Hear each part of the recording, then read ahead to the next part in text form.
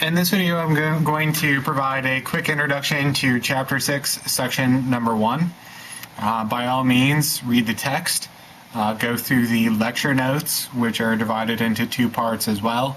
But I think this video will actually be quite beneficial in introducing you to Chapter 6, introducing you, that is, to symbolic logic, really. So in the first section of Chapter 6, which is the first chapter that we're going to cover really in this class, if you think you need a general introduction to logic, I would encourage you to check out the supplemental module. There are a number of basic videos there. I would encourage you to read Chapter 1, which also notice is available online for free directly from the publisher. It's not an illegal download. You can find it as a PDF file, in fact. So for objectives in Chapter 6, Section 1, they're all pretty basic, all said and done, all things considered, but they are absolutely crucial. If you don't get these straight, at least the first three, then nothing will be possible for the rest of the quarter. So objective 1 is to introduce you to the 5 logical operators in Chapter 6. They'll be the same operators in Chapter 7. Now, eventually we will pick up additional operators, but that won't occur until Chapter 8 towards the end of the quarter. Objective 2, after you're familiar with the logical operators, you'll need to be able to identify the main logical operator, and that's really pretty basic with a little bit of practice anyway. And of course, you'll want to practice as much. It's real basic, but it's crucial, so I'm just going to put a big fat star there. If you're not able to correctly identify the main operator, then pretty much everything that you do for the rest of the quarter will be wrong. Objective 3, you need to be able to determine whether or not a formula is well formed. And I've just abbreviated there. There will be a quick section on Test 1 dealing with WFFs, well-formed formulas, that is. And then Objective 4 in Chapter 6, Section 1 is translating. You're going to be given a sentence in English, and you'll be asked to translate it into symbolic format. That's the subject of the first exercise, actually. There are 50 problems. Translating will be tackled in a separate video. That's important. But in this video, this quick intro video, I'm going to cover these 3. So let's start from scratch, really.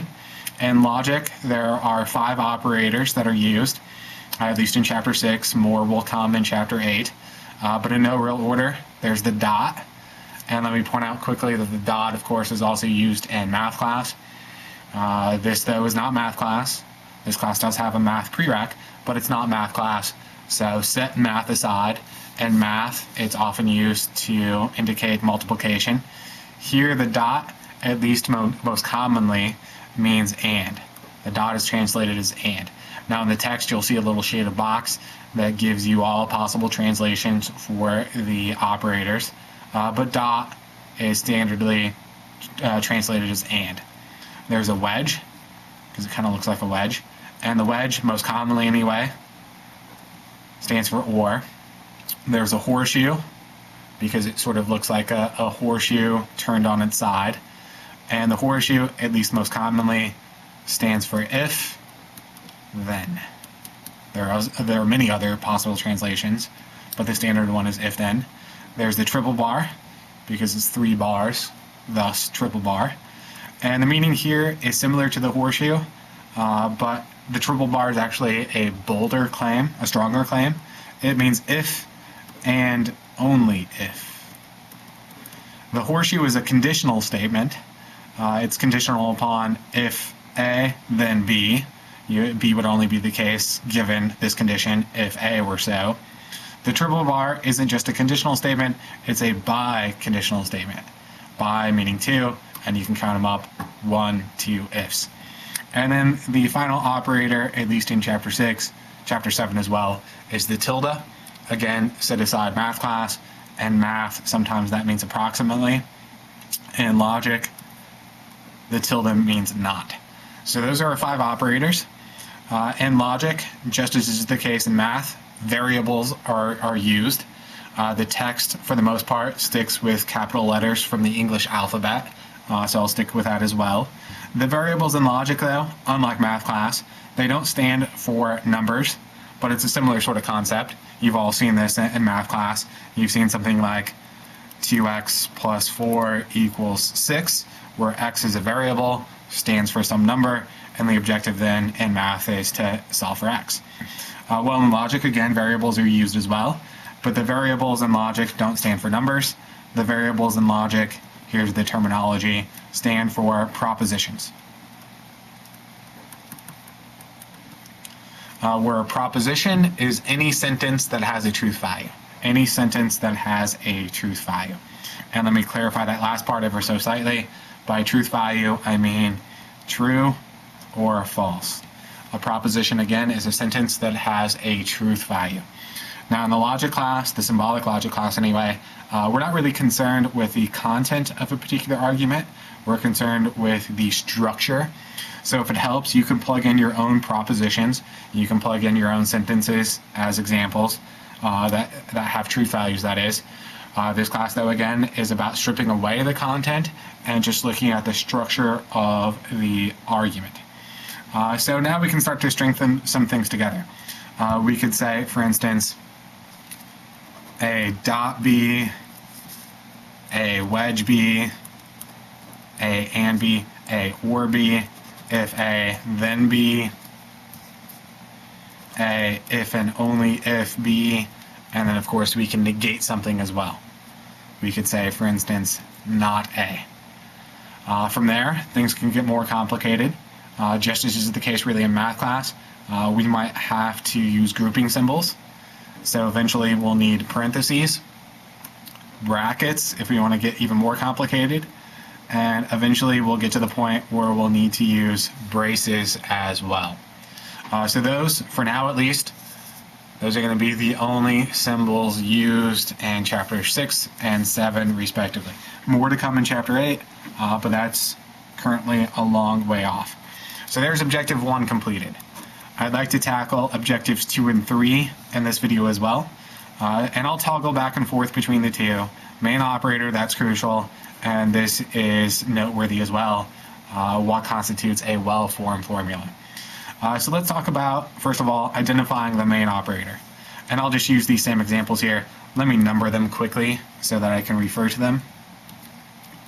What do you think is the main operator in line 1? In line 1, the main operator, of course, is the dot, so I'll go ahead and circle that. That's pretty obvious, right? It's the dot and that, it's the only one there. What else would be the main operator? And the rest of these are now straightforward. And line 2, the main operator is the wedge, it's the only one there. Horseshoe in 3, triple bar in 4. And the main operator in line 5 is the tilde. Again, it's the only one there. But what if we wanted to say something a little bit more complicated? What if we wanted to use not only multiple variables, but multiple operators as well? So let me go down to line 6 here. What if I wanted to say something like A and B or C?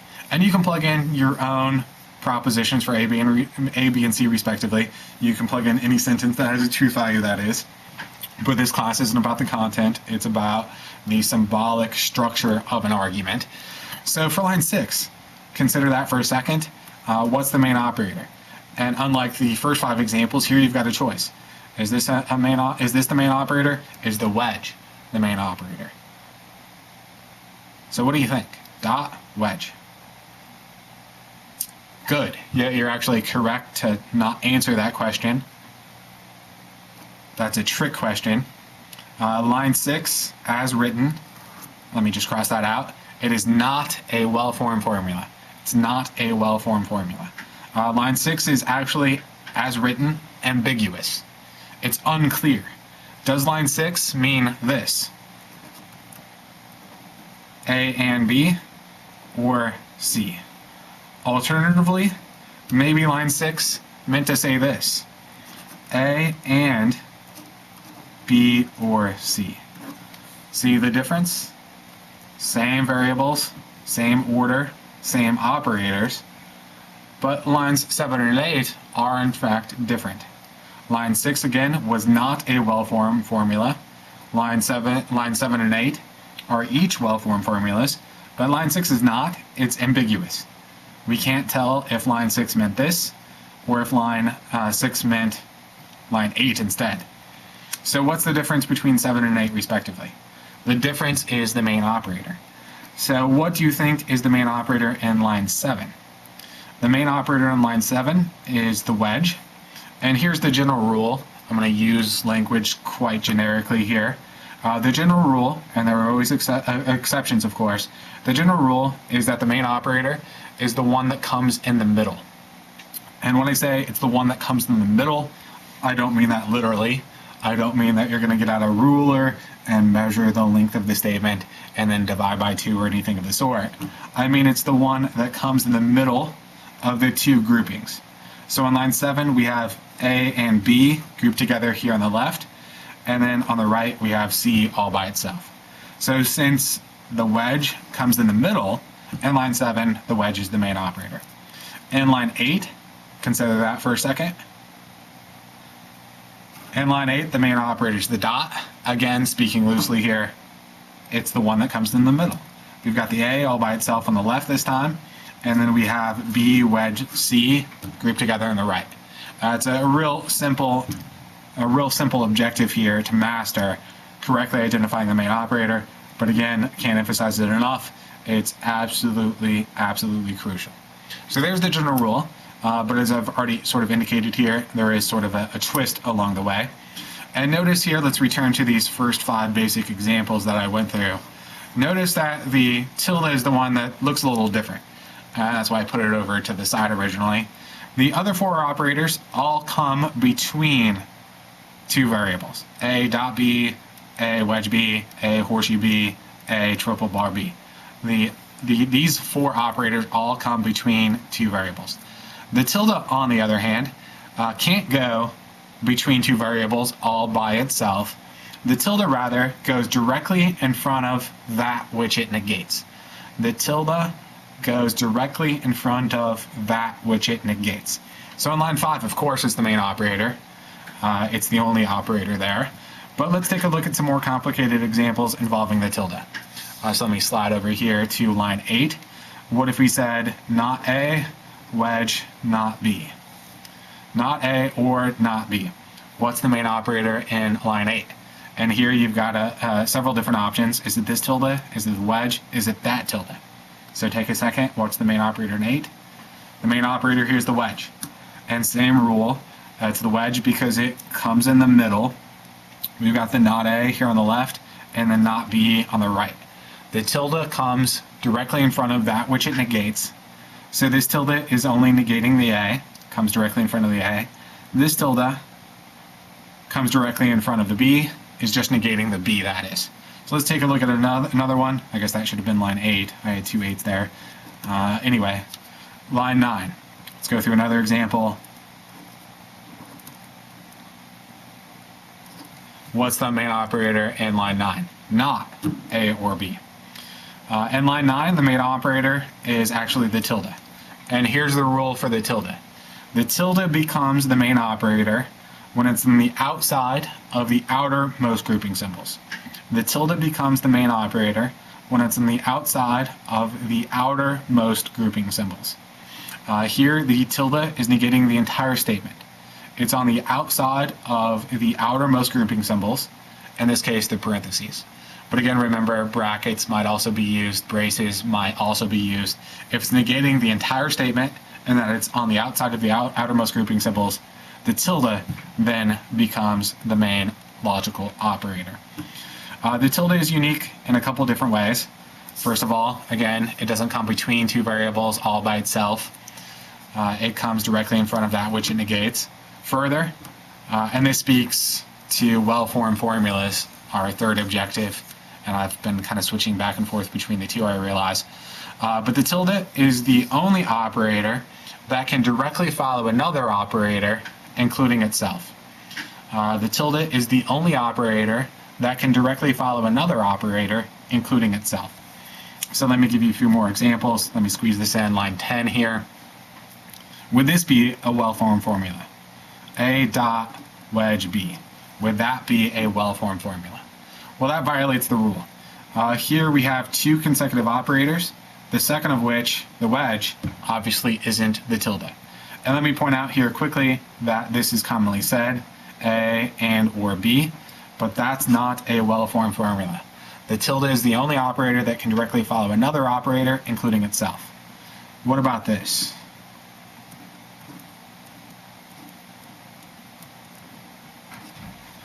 What's the main operator there?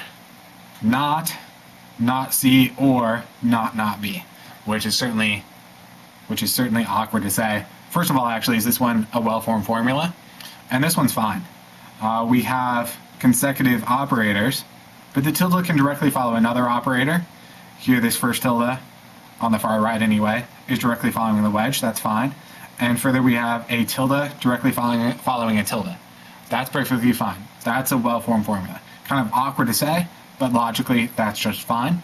And the main operator in line 11 would be that first tilde, because it comes on the outside of the outermost grouping symbols. So you'll want to practice here. Let me give you a couple sections to check out.